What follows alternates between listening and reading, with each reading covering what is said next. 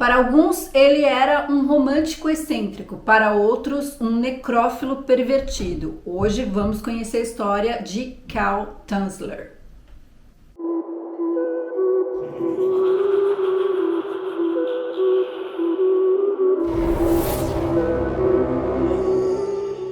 Oi, bem-vindos ao meu canal, eu sou a Flávia Ribeiro e você tá no Cafezinho Francês, um canal onde eu conto histórias, casos e crimes reais que marcaram a França e também a Europa. E se você chegou por aqui agora, aproveita, já se inscreve no canal, ativa aí o sininho das notificações para não perder mais nenhum vídeo, deixa pra mim também o seu like no comecinho desse vídeo, que é muito importante para impulsionar o vídeo para mais pessoas e fazer o canal crescer. E por favor, gente, me ajudem a bater os 100 mil rápido, a gente tá com 41 mil e crescendo, muita gente chegando no canal, eu agradeço, sejam muito bem-vindos e espalhem o meu vídeo por aí pros amigos, pros inimigos, enfim, pra todos. E você que é meu parceiro de toda semana já sabe, deixa pra mim o seu joinha. Estou aqui de volta gravando esse vídeo num sábado chuvoso, cinza e um pouco quente de verão, com vizinhos alucinados, assim, fazendo barulhos imensos aqui em cima.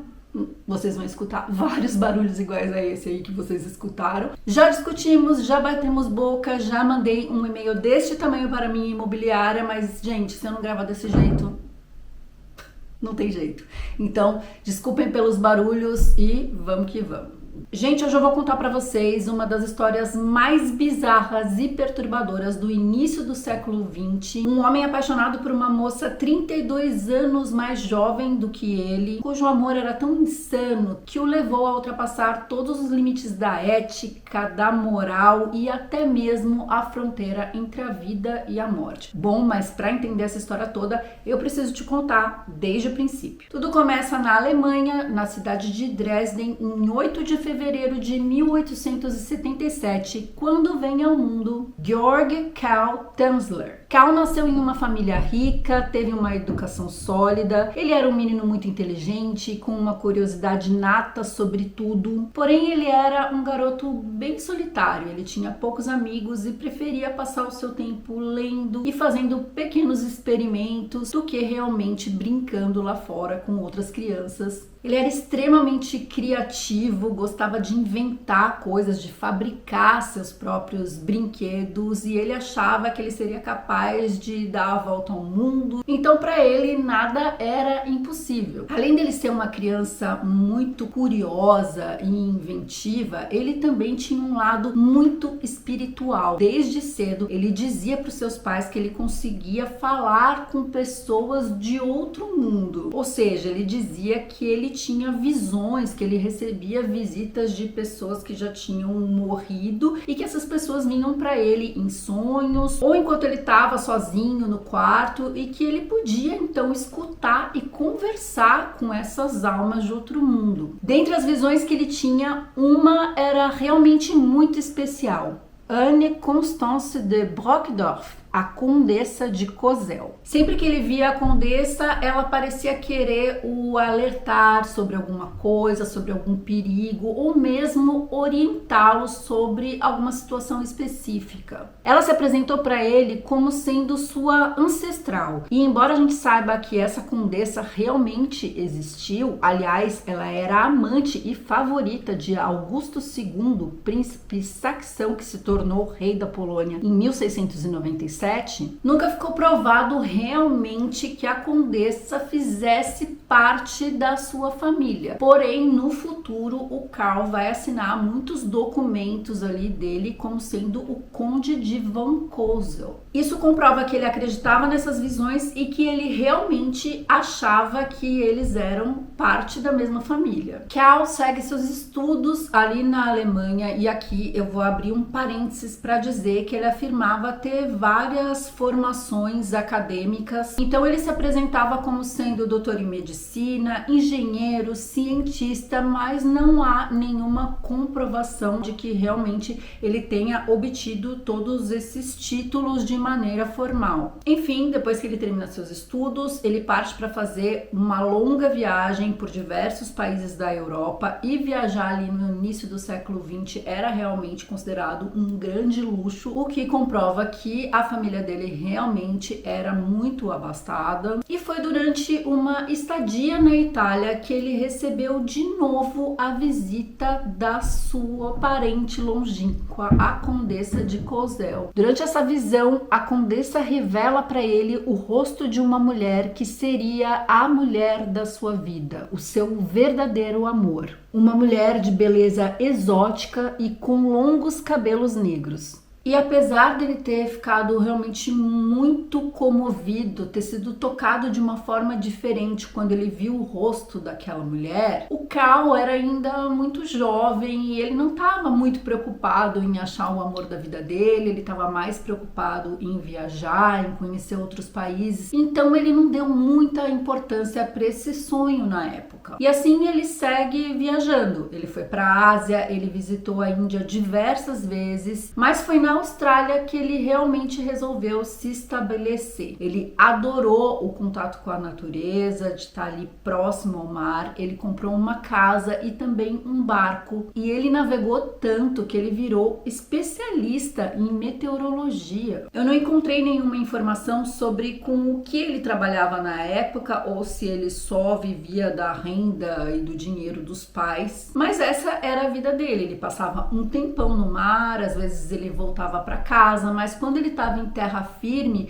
ele não conseguia ficar parado. Ele era alguém que gostava muito de estudar e de ficar criando coisas, e graças aos seus conhecimentos de engenharia e eletricidade, ele começou a fabricar o seu próprio avião. A vida dele estava seguindo tranquilamente ali na Austrália, mas em 1914 estoura a Primeira Guerra Mundial. E naquela época, ser alemão não era muito bem visto. E para sua própria segurança, ele foi colocado em um campo de prisioneiros de guerra e oficiais indianos. Mas acontece que estar ali não era super seguro. Na verdade, eles estavam mesmo o prendendo, simplesmente pelo fato de ser alemão. Ele permanece ali durante algum tempo e é claro que ele percebe que aquilo ali não é para a segurança dele, é para a segurança dos outros, né? Meses depois, ele foi transferido para outro campo, o Trial Bay, que parecia ser um pouco melhor, com pessoas mais amigáveis. Era uma grande fortaleza no alto das montanhas rochosas, também era cercado e por isso ele decidiu fugir com um companheiro de prisão chamado Nianachikola Mahatera, um outro homem alemão conhecido por ter sido um dos primeiros ocidentais a ser ordenado monge budista. Ele também tinha sido enviado ali para aquele campo por causa da sua origem alemã e juntos eles começaram secretamente a construir um barco para fugir pelo mar. Mas no final eles acabaram sendo libertados pouco tempo depois do fim da guerra. A ideia do Carl era voltar para casa, mas ele foi enviado para a Holanda e ali ele vai ser utilizado como moeda de troca para libertar outros prisioneiros. Ele ficou mantido ali em cativeiro até finalmente ser libertado e então ele voltou para casa para ver como é que estava a sua mãe, se tinha acontecido alguma coisa com ela na guerra e felizmente nada tinha acontecido, ela ainda estava viva, estava bem. Ele vive com ela durante 3 anos e nesse período ele pode constatar como a guerra foi realmente devastadora ali para a Alemanha, porque muitas pessoas tinham perdido absolutamente tudo. A irmã do Carl estava vivendo nos Estados Unidos e a mãe dele acredita que seria muito bom se ele fosse para lá viver com a irmã. Afinal, a Alemanha está toda destruída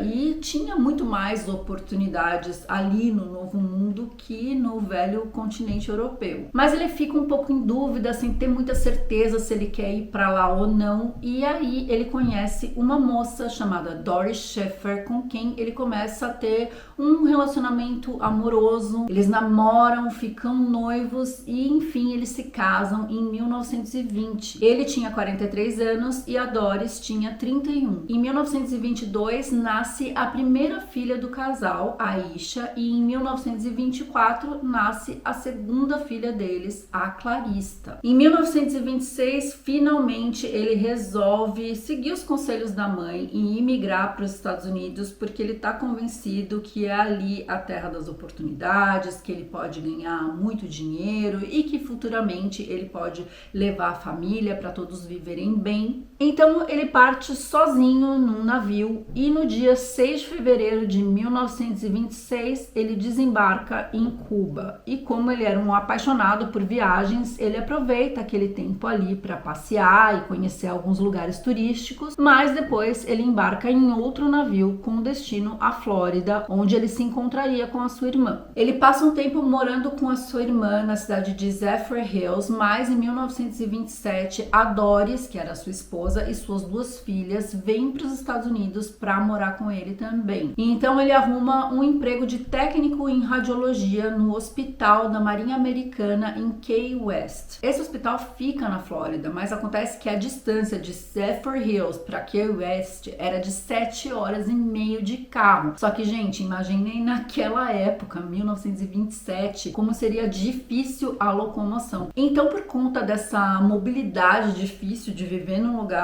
e trabalhar no outro, ele acaba se mudando ali mais próximo do trabalho, ele aluga um pequeno apartamento e obviamente que ele continua ajudando a família financeiramente e ele volta de tempos em tempos para visitar a esposa e as filhas. No dia 22 de abril de 1930, o Carl tá vivendo um dia normal de trabalho quando de repente ele tá passando pelos corredores e vê numa sala uma moça sendo atendida por um colega médico. E alguma coisa ali naquela cena chama a atenção dele e ele fica olhando quando de repente ele consegue ver o rosto da paciente e ele fica paralisado, chocado, incrédulo. Ele reconhece o rosto na hora. Aquela moça era a bela mulher exótica de cabelos negros, exatamente a mesma figura que tinha sido revelada para ele em muitas visões. Visões que ele sonhava já há anos. Ele realmente não estava acreditando no que ele estava vendo, porque finalmente estava acontecendo. Ele estava diante da sua prometida. Ele estava a poucos passos do seu verdadeiro amor. E ele se apaixona por ela instantaneamente. É amor à primeira vista, sem ele sequer ter trocado uma só palavra com ela. Ele tem certeza. É ela, a moça das suas visões. Ela se chamava Maria Helena Milagro de Hoyos, uma bela jovem cubana de 21 anos que havia sido levada ao hospital porque não estava se sentindo bem. Ela estava com dificuldades para respirar. E realmente a Maria Helena era uma moça muito bonita e vista como uma das mulheres mais lindas ali de Key West. Ela era filha de um fabricante de charutos local, Francisco Pancho Hoyos, e de Aurora Milagro. A Maria Helena tinha duas irmãs, Florinda, que era a irmã mais velha, e Célia, a caçula. Eles formavam uma família bastante modesta, mas muito unida e amorosa. Aos 18 anos, Maria Helena se casou com Luiz Meza, um jovem 1 ano mais velho que ela. Pouco tempo depois do casamento, ela ficou grávida, mas sofreu um aborto espontâneo. O Luiz não aceitou muito bem a perda do bebê e decidiu que ia abandonar a pobre Helena e começar uma vida nova em Miami. Triste e abalada, ela volta a viver com os pais, porém, pouco tempo depois, ela fica doente com muitos problemas respiratórios e por isso que ela estava ali no hospital acompanhada da mãe. Imediatamente após ver a Helena, o Carl entra na sala, se intera da situação, por que ela tá ali, qual tipo de problema, o que ela tá sentindo. E ele se apresenta para os pais e para Helena como sendo o médico Dr.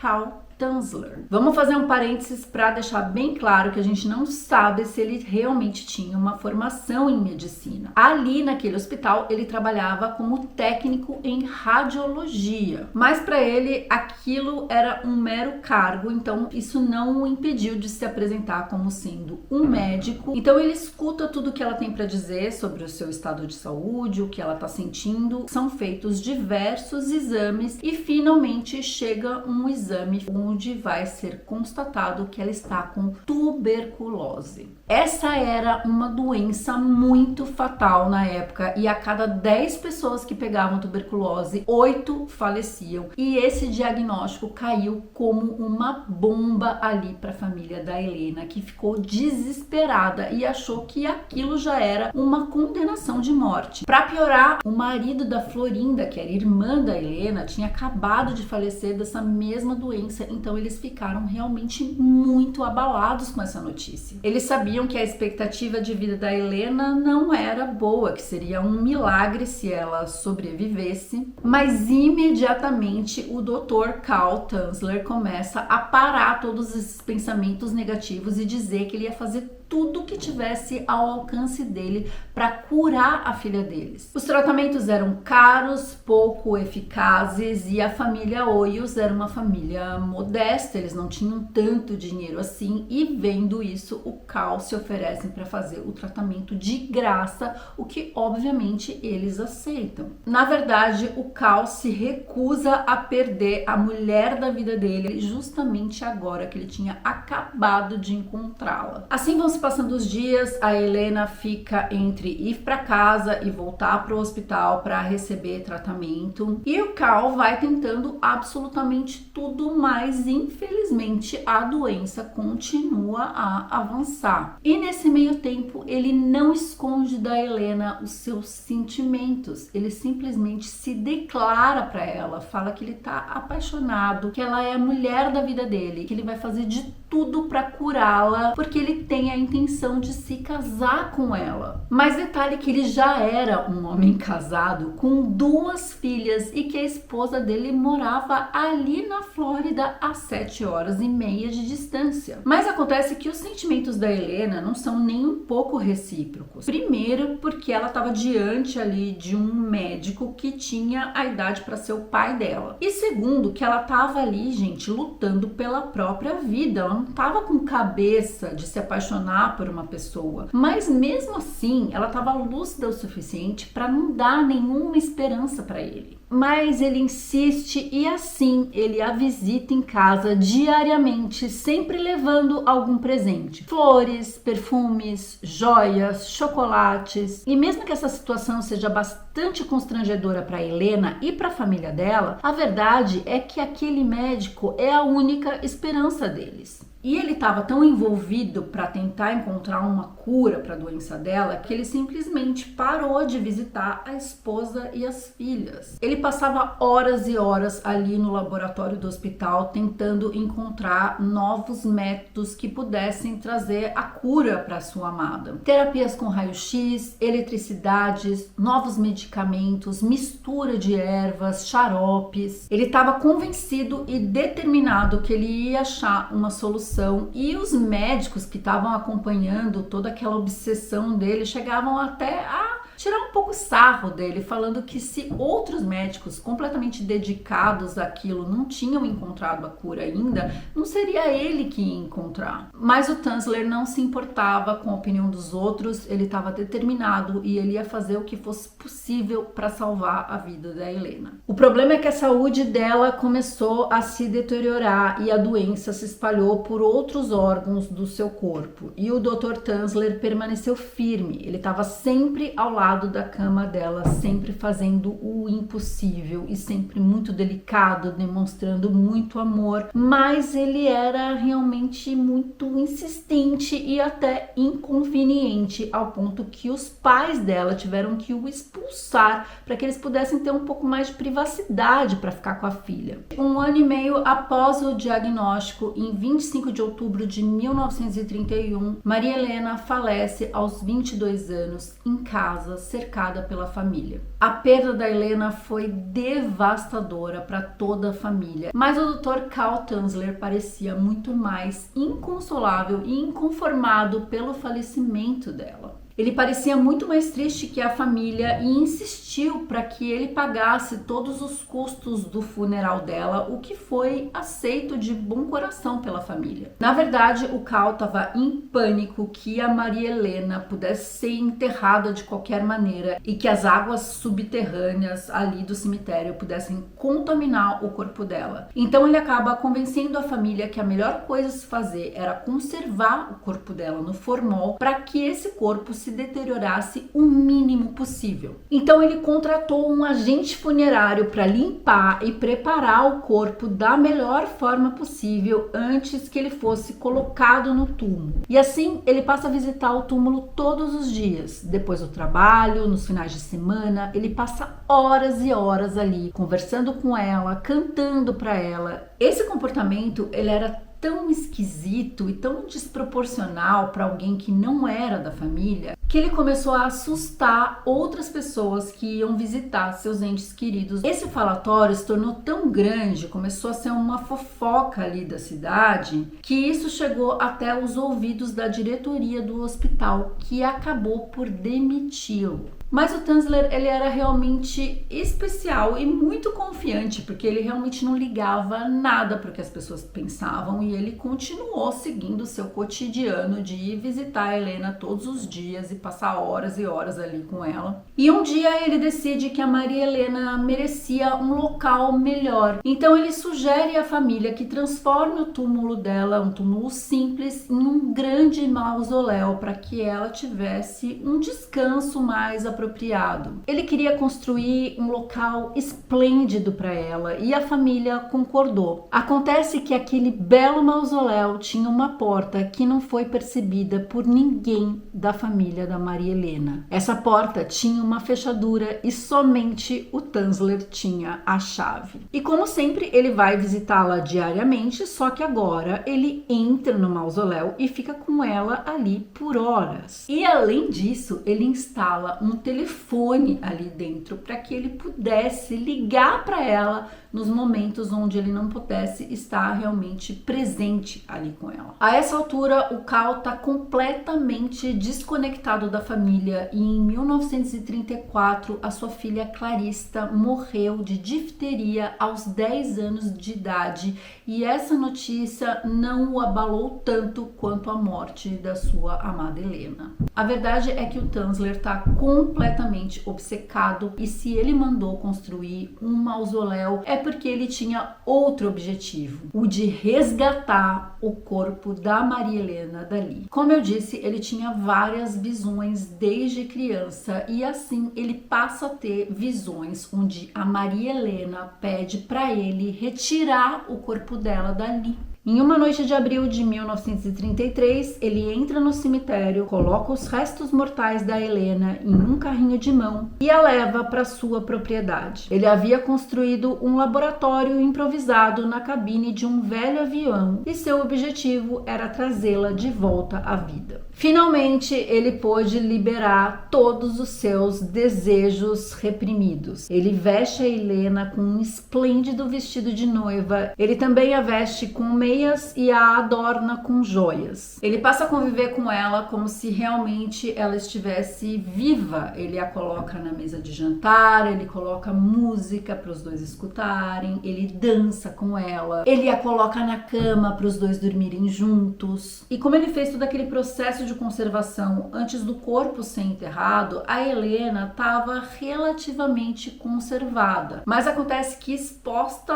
ao oxigênio ali, ao ar livre, a situação é um pouco diferente e inevitavelmente ela vai começar a se decompor e cheirar mal. Então ele é obrigado a borrifar perfume e desinfetante a cada 5 minutos porque o cheiro estava ficando insuportável e enquanto isso ele ficava pensando uma solução ali na cabeça dele para que ela parasse de se decompor. Então ele decide preencher a cavidade abdominal e torácica do cadáver da Helena com trapos de tecido. Ele vai substituir a pele dela por seda embebida em cera e em plastro de Paris, que era uma espécie de argamassa bem fina. Os olhos ele vai substituir por olhos de vidro. E à medida que ele percebe que o cabelo dela também está se desprendendo, ele vai pegar aqueles cabelos soltos e fazer uma peruca juntamente com outros cabelos da Helena, cabelos que tinham sido recolhidos pela sua mãe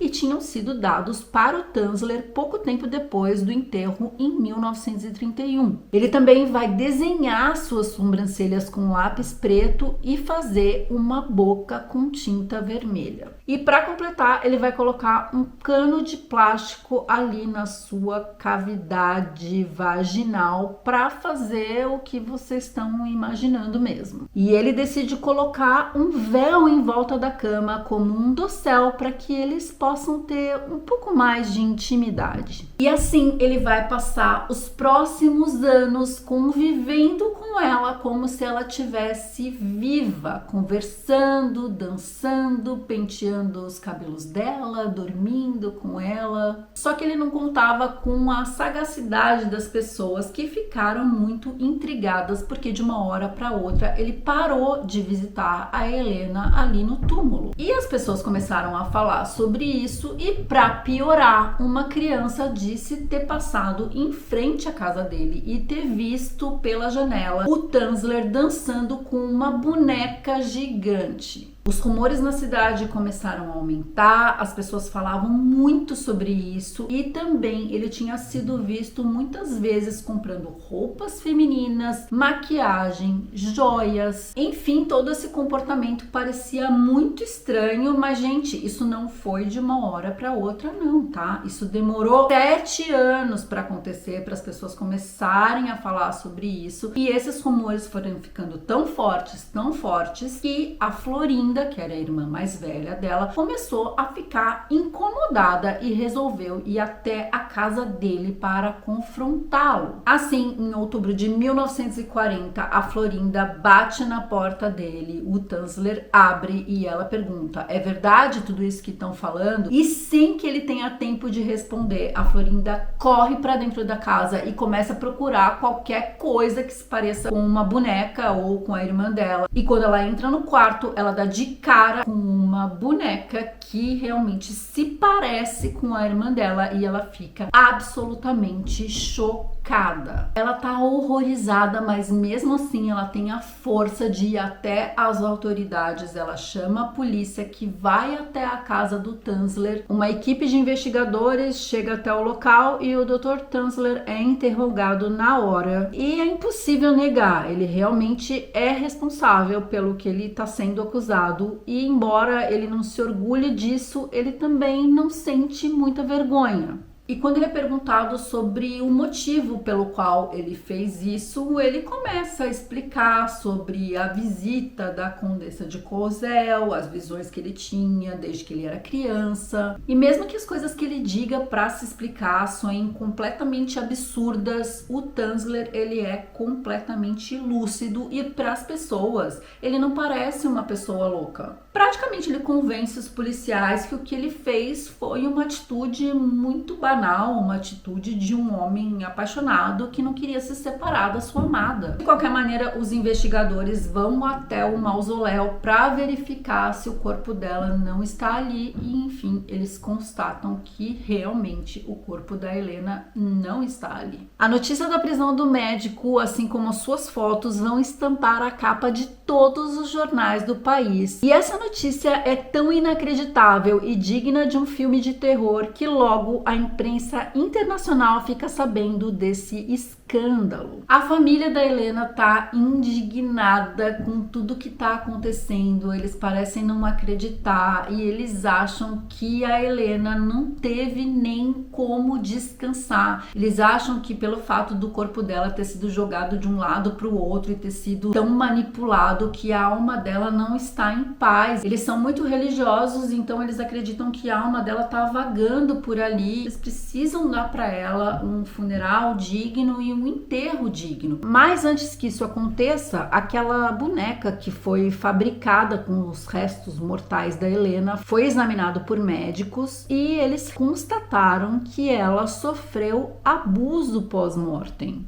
E como era de costume na época, o corpo é colocado para ser exibido publicamente numa casa funerária. E o corpo da Helena foi visitado por 6.800 pessoas. Carl Tanzler foi preso e julgado pela destruição arbitrária e maliciosa de uma sepultura e pela remoção não autorizada de um corpo. O julgamento se tornou uma sensação na mídia e, surpreendentemente, tinham muitas pessoas que apoiavam a atitude dele, principalmente as mulheres que o consideravam um romântico incurável e excêntrico. No tribunal, ele declara que ele estava construindo um dirigível para levar o corpo dela até a estratosfera, porque ele acreditava que a radiação penetraria nos tecidos da sua pele e que aquilo atraria de volta à vida. Bom, tudo isso fazia tanto sentido quanto todo o resto, né? No final do processo, Tanzler foi inocentado porque o crime já havia prescrito. E assim que ele foi libertado, ele teve a audácia de pedir o corpo da Helena de volta, porque ele queria continuar cuidando dela. E, gente, é realmente inacreditável. A gente não consegue saber se o cara era realmente louco ou se ele era um extremo arrogante. E, enquanto isso, a imprensa continua a dar mais detalhes sobre a vida do Carl, sobre suas visões, sobre sua paixão por Helena, enfim, aquilo tudo virou uma grande novela. Finalmente, os restos mortais de Helena foram devolvidos ao cemitério de Key West, onde eles foram enterrados em uma sepultura anônima para que o Dr. Tanzler nunca mais pudesse encontrá-la. Ele se muda da cidade, ele vai morar um pouco mais próximo da esposa e da filha, porém, eles continuam a viver em casas separadas. E apesar da Doris também ter ficado muito impactada e impressionada com tudo que ele tinha sido capaz de fazer, ela nunca virou as costas para ele e ela continuou apoiando as atitudes do marido até o fim. Ele, no entanto, continua afirmando que a Helena era o amor da vida dele e depois que tudo isso aconteceu, ele sentia muita falta de ter a companhia dela e por isso ele fabricou uma boneca gigante em gesso e tecido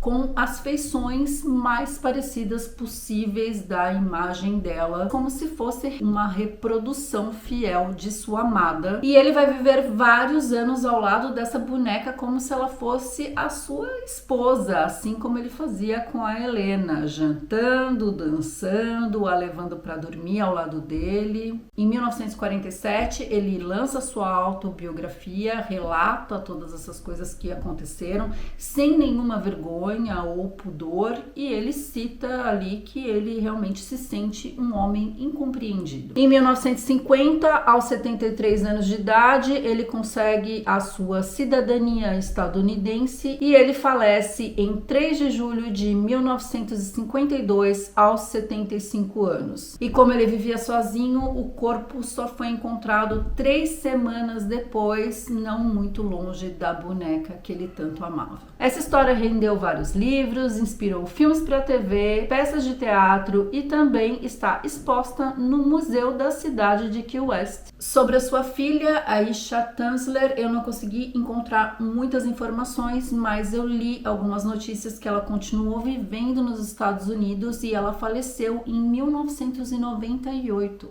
Gente, eu não sou especialista em nada e nem psiquiatra para poder fazer uma análise formal sobre esse caso, mas a gente não pode negar que ele tinha uma fixação mórbida pela Helena e uma falta de aceitação da morte dela, o que pode indicar que ele pudesse ter algum problema de saúde mental. E é um fato que ele cometeu necrofilia e esses atos são tão repulsivos que desafiam a nossa capacidade de compreensão de um ponto de vista moral e ético. Então a gente também pode concluir que ele tinha uma parafilia que não foi tratada. E se a gente pode tirar alguma coisa positiva dessa situação, é da importância que as pessoas sejam diagnosticadas e tratadas adequadamente quando elas têm algum transtorno dessa ordem, para evitar que essas fantasias se tornem tornem atos concretos e que possam prejudicar alguém ou a família de alguém. Mas agora eu queria saber de você, o que você achou dessa história toda? Você já conhecia o caso da noiva cadáver do Cal Tanzler? Você acredita que ele era um romântico excêntrico ou você acha que ele precisava de ajuda especializada? Me deixa a sua opinião aí nos comentários porque eu quero saber. E se você gostou desse vídeo, apesar de ser uma história pesada e bastante bizarra, deixa pra mim o seu like, compartilha esse vídeo com seus amigos,